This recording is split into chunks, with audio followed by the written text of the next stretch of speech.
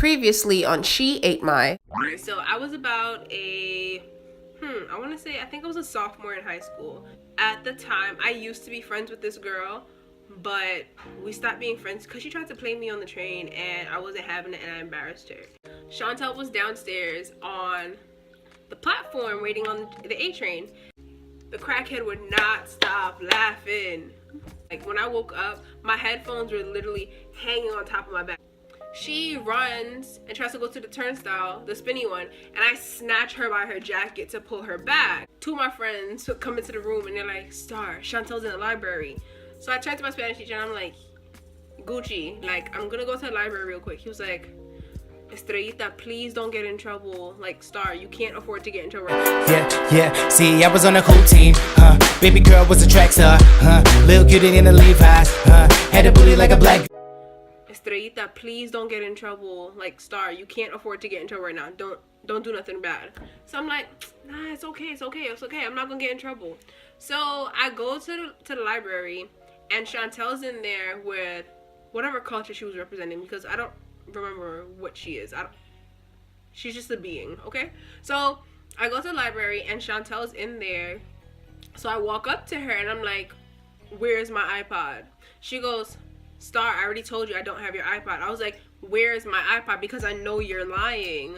I was like, why would you come into school while they're having devotion, and when it's prayer time, you turn to the secretary and ask her to pray for my iPod? Like, who does that? Who? Like, why would you even turn and say something like that? To me, if I heard or somebody had came and tried to accuse me of their iPod being stolen, I'm keeping my mouth closed. If I knew that I stole it, even if I didn't steal it, I'm not gonna go up to school and ask the secretary to pray for the iPod. Like, that just makes me look guilty. Like, I look like a convicted felon now. Like, if I know I didn't steal it, why am I praying for your iPod? Even if I did steal it, why am I praying for your iPod? Am I dumb? So she's like, I just wanted to pray for it because I felt like, you know, God will help you out and you will be able to find your iPod and stuff. And I'm like, that don't make no sense. Where my iPad at? So now her friend is sitting next to her. Her friend is like, Star, you gotta chill. I'm like, chill? I was like, you got $200 to give me to get a new iPod. I said, because my mom is not buying me a new iPod. Y'all don't know my mother. Like, my mother's one of those old school West Indian people. Like, if she spent money to buy something for me, she's not spending money again to buy it again. Like, who has $400 to blow on an iPod? 2 times. Well, collectively. So the girl's like, well, she don't have it. So now, this is the funny part. Chantel picks up her bag and goes, Star, you could check in the bag. I was like, I'm not dumb. You moved the iPod. Like, you're not dumb enough to keep the iPod in your bag to then turn around and tell me to check your bag. Like, I'm not stupid. I was like, what's the combo to your locker? She goes, you're not going in my locker. I was like, why? Because my iPod's in there. So then she goes, turns to her friend. We gonna call her friend June. June goes, you can check my locker. I was like, June, Chantel don't ever put nothing in your locker. Like, why are you trying to jump in now? Y'all both sus. So then Chantel she getting me aggy now. Like, I'm pissed. So they had a bunch of like arts and crafts stuff for their banner on the table. I swiped everything off that library table, okay? And my friend's like, nah, Star, you gotta relax. I'm like, no, I'm not relaxing. Like, she really blew mine. So I'm like, Chantel, you got till lunchtime to give me my iPod, and then I'm gonna catch you. So I leave now and I go back to the Spanish class and Gucci's like, Star, you good? I'm like, yeah, sis really stole my iPod. So the bell rings like 5 minutes later and it's lunchtime now. I didn't go to the cafe for lunch that day. I think I stayed in the gym or I ate on the 5th floor. I don't remember. But she was in the gym. She was in the lunchroom. And I guess by now, because, you know, my school is small and everybody be chatting because everybody loved being in some mix-up. So I guess her stealing my iPod spread around the school like wildfire. Had nothing to do with me because I already pressed her and I tried to get my stuff back and she was just lying. So this boy literally walks up to her because I had people play the recording. I had somebody else recorded it and showed it to me. The boy himself came up to me and told me. So this boy, bold and brave, walks up to Chantel and goes, So I heard you eat gigs. Like, you really ate her iPod? You really ate Star iPod? I kid you not. Like, this boy really went up to Chantel and asked if she ate my iPod. If she ate all 16 gigs on my iPod. So I'm literally in tears, like I'm weak. So no, I'm really weak thinking about this now. So after lunch I had art. Art was my last period class. So the bell rings, I go to art, and this particular day art, I was like supposed to be like a still model for the class because I already did my clay sculpture and they needed a model for the next sculpture. So I'm on the table sitting down in a chair while, you know, these little artists mold and create Star, center of attention. So I'm just sitting there chilling, and the teacher's phone rings in the class. Immediately I get up and I start walking up the class, and my art teacher's like, Star, where you going? I was like, the phone calls for me. He didn't even have a chance to answer the phone. I'm like, the phone calls for me. He goes, what? I'm like, yeah, it's for me. So he was, wait. Answers the phone now, and the principal is like, hey, could you send Star to the office ASAP?